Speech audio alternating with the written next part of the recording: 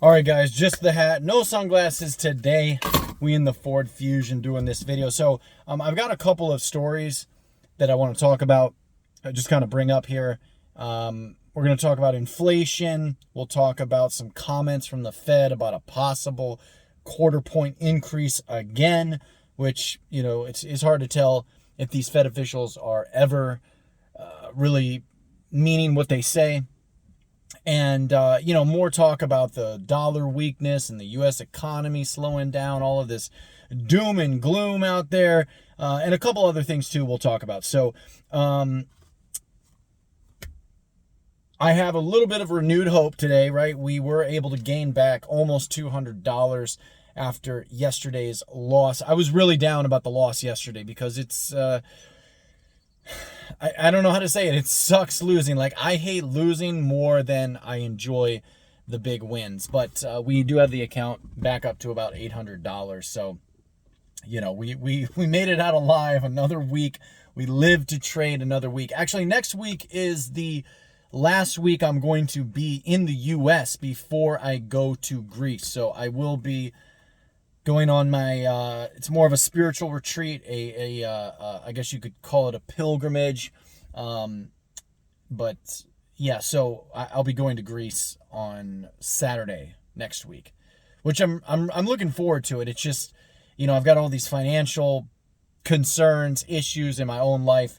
And, I think I would enjoy the anticipation of going to Greece a little bit more had my trading account been in a better state before I left. But, you know, that's neither here nor there. I'm hoping the retreat will kind of renew some of my spirit, and maybe I'll come back changed in some way. That's my hope, right? I'll have a little bit less anxiety. But anyways, a lot of people are anxious about, here, I got to open these windows. It's pretty hot in this car. I don't know how the uneducated economist does it. Maybe he like blasts the air conditioner before he turns the car on. I had to open up these windows. Damn.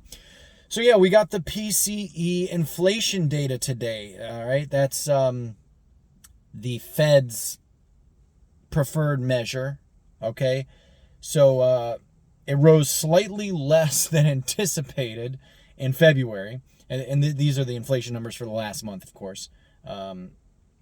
The personal consumption expenditures price index, excluding food and energy, increased 0.3% for the month. All right, so this is the core, what they're talking about. That always, when you hear core inflation, no matter what metric we're talking about, PCE, CPI, it always excludes food and energy. Some people don't know that, so the figure was below the 0.4% Dow Jones estimate and lower than the 0.5% January increase.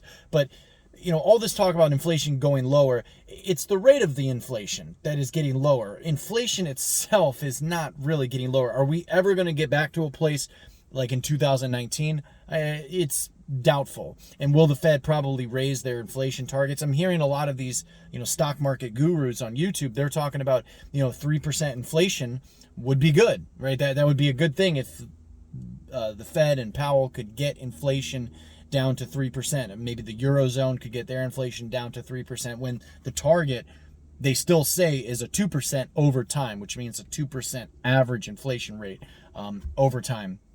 So it's not 2% every year. And, there's the theory that they let inflation run super hot like they did because they were under their 2% average for like a decade, right? The inflation rate was running below 2%, like 1 point something. So, is this going to average it out over time? I suppose it does. But it's like, what do they mean by a 2% over time? Does that mean over 20 years, 50 years, 100 years? They don't exactly explain this when they're, talking and answering questions.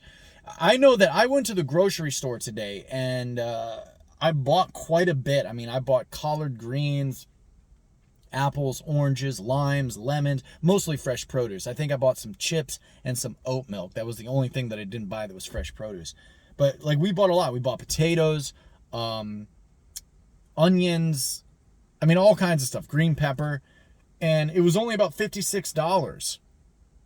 So I do think there has been some improvement with the inflation. It's still kind of high. I think 4 or 5 years ago, you probably would have paid more like $30 or $40 for this kind of stuff. But I was surprised how low it was. I was expecting closer to like $75, maybe even closer to $80, but it was only like a $56 purchase. So, I mean, at least in my own experience, inflation seems to be a little bit better. This, of course, is, personal consumption expenditures. As far as the difference between the PCE and the CPI and the PPI, I mean, I know the PPI is the producers. CPI is, consumers like us. And with the PCE, I just know this is the Fed's preferred metric. That's what they always say. Let's see. We've got from Jeffrey Roach. He's a chief economist at LPL Financial. He says, quote, "The inflation trend looks promising for investors. Inflation will likely be below 4% by the end of the year, giving the Federal Reserve some leeway to cut rates by the end of the year if the economy falls into recession." I know Jeremy from Financial Education is calling for as low as 3% by the end of the year. And that's what I mean. Like, a lot of people are saying 4% would be good, 3% would be good. I mean, I suppose it's better than 9%, which is, I think, about what we hit at the peak. But inflation is still high, right? This is just the rate of inflation coming down. Inflation itself is not coming down. It never will come down. To quote John Polemy, he says, the Fed and the U.S. government, they have to inflate or die. This whole system has to be inflated to stay alive. So here's some comments from, this is coming from the Financial Times, some comments from Fed's Susan Collins. She doesn't look as ghoulish as some of these other Fed people do, but I'm sure she's part of the Fed Ghoul Club. But she signals she expects one more quarter-point rate increase. All right, the U.S. Central Bank's fight against inflation set to continue despite lingering concerns about the banking system. So, now we have this new development where there could be a potential banking contagion. I know, every time I scroll through the Economic Ninjas videos, he's always talking about, the banking contagion is getting worse, another bank failure, and, is it clickbait or not? I don't know. I don't watch every single video, but, some people think the contagion is not being contained at all. Other people think that the government kind of has a hold on this or is even facilitating some of these bank failures for whatever reason. But yeah, the top Federal Reserve official has said she expects the U.S. Central Bank to implement one more quarter-point rate rise in the battle against high inflation, despite lingering concerns about the stability of the banking system. And I think her quote is basically just, there's more work to do. Obviously, there's more work to do. Inflation has not come down. It's just the rate of inflation has come down bit by bit, which, it's improvement, right? We're starting to notice it. I'm noticing it with gas. I'm noticing it with, fresh produce and everything. But, the idea that we're ever going back to prices from 2019, 2018, I mean, that's just ridiculous, right? The prices are going to go higher and higher as the decades move on. I mean, that's just the nature of the beast, right? Because they have to inflate to keep the system afloat, which is okay. I'm not calling for a complete collapse in the system. I'm not saying that should happen or I want that to happen. If that did happen, our way of life as Americans and, people throughout the West would be greatly diminished. So, yeah, they say the benchmark rate currently hovers at 4.75% to 5%. So it's about a 5% interest rates is where we're at. I know other Fed ghouls like Jim Bullard are calling for 6%, or at least I think he was calling for as high as 7% at one point in time. But you got to understand that the Fed, they come out with these comments. I truly do believe, I mean, this is my opinion, obviously, but I believe the Fed comments, a lot of this political theater, with the hearings with the Treasury and, these banking hearings. I truly do believe they put these shows on to have some sort of effect on the markets. That's mainly what it's about. And as far as like all of these, senators and stuff, in my humble opinion, some of them, yeah, they look like they're grilling these bankers pretty hard here. But, we know they're all doing like insider trading. They're all making millions of dollars off of the information they get from their finance committees and everything. So that's just my humble opinion. I could be wrong about that. Here's another doom and gloom headlight from Market Insider. Brace for an extended period of dollar weakness as the U.S. economy is set to slow and the Fed will end rate hikes. So that's what everybody's saying. If the economy really dips into recession, the Fed will be forced to cut the rates. Other people say the Fed is going to at least keep the rates here elevated for a number of months, if not a year or so.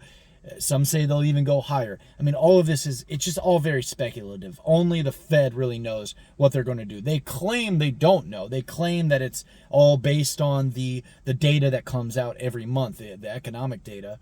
But I think the Fed, in some regard, has like a long-term plan, right? Because they talk about the 2% average over time. Now, going back to some of John Paulomy's, I think that's how you say it, John Paulomy. I just found this channel recently, and it's very good, like geopolitical and economic financial news. But he says that the Fed does not have a plan. They have no clue what they're doing, and some people hold that opinion. Investors should prepare for at least 6 months of dollar weakness, according to HSBC. Strategists warn that stagnating U.S. growth and the end of the Federal Reserve's rate hiking campaign will both weigh on the greenback, which might actually be good. I mean, the dollar's down right now, so I have to go get euros to go to Greece. I got to go up to the exchange. I'm going to have to pay a small fee because I can't seem to find euros through a bank right now. Is that related to the banking issues we're having? I don't know. But the exchange said they can give me, $1,000, $2,000 in euros for a very small fee, like $15. But, I'm going to be spending a lot of those euros when I'm in Greece. Obviously spending wisely, but, I want to have plenty of money to go there. But, maybe I'll be getting... Maybe it's a good time to get the euros because the dollar is down. Last I was looking at it this morning, it was somewhere at 102 point something. I don't even think it was at 103. Remember when we were at like 115 a few months ago? So anyways, strategists warn that stagnating U.S. growth and the end of the Federal Reserve's rate hiking campaign will both weigh on the greenback. They basically say slowing U.S. growth and peak rates should cause the U.S. dollar to start trending down. Again, it's just all speculative. Like all of this news, it can be helpful in some way, but making investment decisions based on whether or not the dollar is going to be, down or up, or whether the rate hikes are going to be down. I mean, it's just, it's a lot of noise. It's a lot of noise. I guess I'm highlighting all of the noise, right? It's a lot of doom and gloom. Yeah, the dollar's going to be down, whatever. Some people are pushing the doom and gloom about the central bank digital currencies and the tokenization of the dollar and everything else. But it's like, if that's the system that the financiers of the world are going to roll out, you can't fight it. You may as well learn about it and learn how to thrive within it. It's still okay to, have alternative sources of wealth, but, fighting the system, I don't know. Impossible. It's kind of how I feel about it right now. Here's one from Fortune. One of the world's richest men knows why Silicon Valley Bank really failed. People on iPhones. I didn't even look at this yet, but he says the crisis was caused by people on iPhones and other devices hearing on social media. Well, not everybody has iPhones. Some people have Galaxies, Androids. Why just iPhones? He says, that's just a dumb statement. The crisis was caused by people on iPhones, and other devices hearing on social media that some banks might be in trouble, says the Blackstone CEO Steve Schwartzman. All right, he said that in an interview with Bloomberg in Tokyo. So he's living it up in Japan right now, probably on a business meeting. He says that the current banking turmoil was unlike a conventional crisis.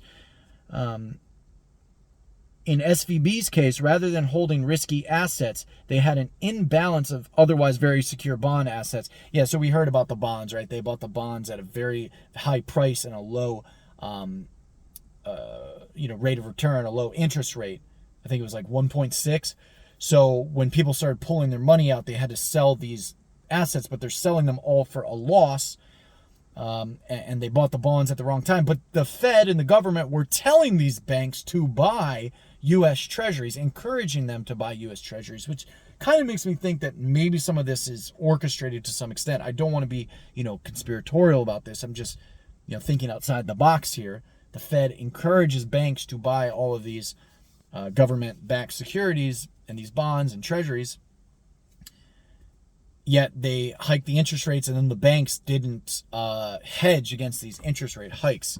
But it was also, you had a lot of these higher net worth individuals pulling, like, not just thousands of dollars out, but hundreds of thousands of dollars out of these regional banks. So it was like a bank run of these people. Maybe they own businesses or they work at tech firms in Silicon Valley, and they're pulling out, pretty big lump sums of money. I think it was, what bank was it?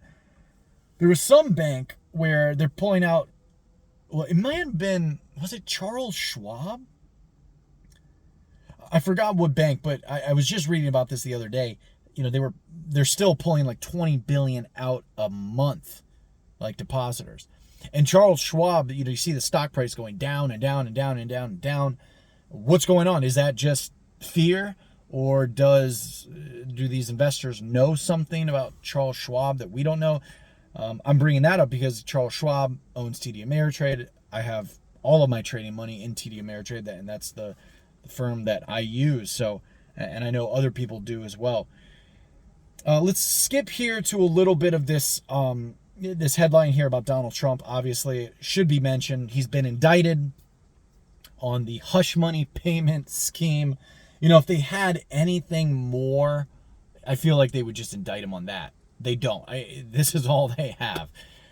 But again, I'm not even going to read into this too much, because this is kind of like a look here, don't look over here mechanism that I'm sure is, I can't be sure, but my humble opinion is, just like there's market manipulation, there's manipulation of information as well. They feed this kind of news, the Donald Trump indictment news, to the low information voters. And, those are the kind of people, they stay hooked on these topics. They'll watch CNN for, 7 hours, 8 hours a day, trying to catch up on every little detail on this indictment story. We have reporters, I think from the Wall Street Journal, being arrested in Russia for espionage, right? They're being arrested on charges of suspected of spying on Russia. This is what the media is involved in. We know about this through Operation Mockingbird, right?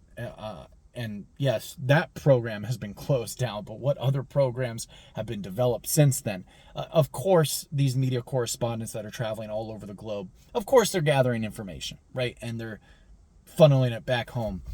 So it doesn't surprise me that Russia is arresting reporters. The media tries to make this sound like, oh, they're just innocent, civilian reporters.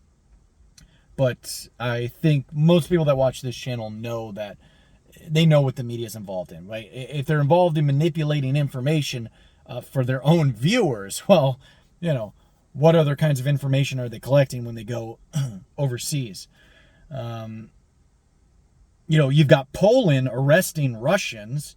I know here in America, some Russians and Russian churches, Russian Orthodox churches, are getting harassed. In the Ukraine, Russian Orthodox churches are being completely shut down. So, it goes both ways, I suppose. But if we lived in a just world, a lot of these so-called reporters, anchormen, a lot of them would have to face charges here in America. But unfortunately, we don't live in that just society.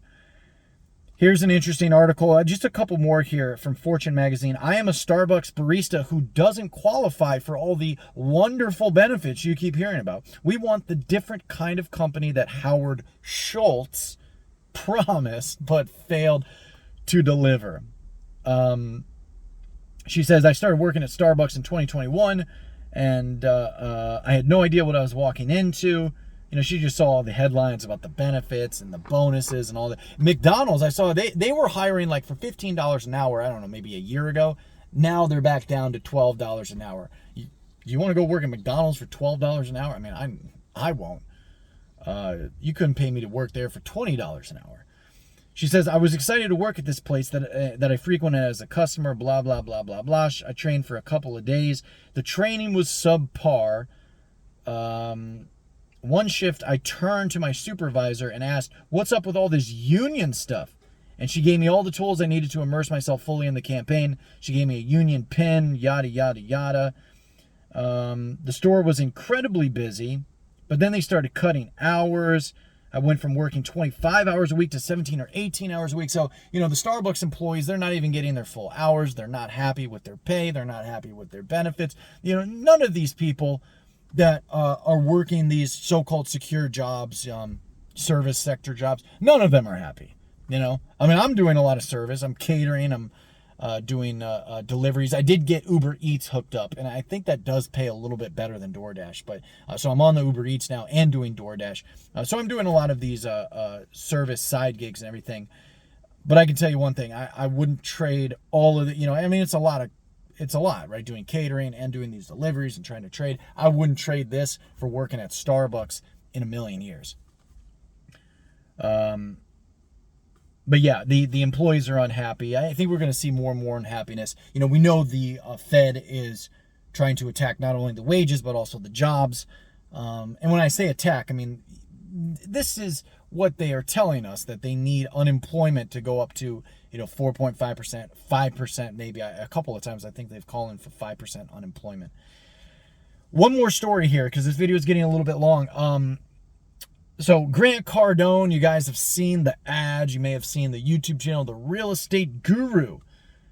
He's talking about new methods to invest in real estate and simple ways to build your real estate portfolio. We were talking about the tokenization of the dollar and everything else. Well, real estate as well could be tokenized. Real estate tokenization converts the value of real estate into digital tokens stored on a blockchain. So someday you'll be able to buy digital tokens that represent apartment complexes, represent buildings downtown, represent real estate that grocery stores and Walmarts rent for or rent from. Each token can represent ownership or all of a part of a real property, plus a right to share all of the profits and losses generated by that real property, among other things. So, new technology, new ways of investing into real estate. I know with the blockchain technology and all of the tokens and the coins, they're not going away. So, we invest every month into Bitcoin. So my brother and I are going to inherit some Bitcoin, some Ethereum and everything eventually. And if it's not going away, we may as well learn about it. We may as well,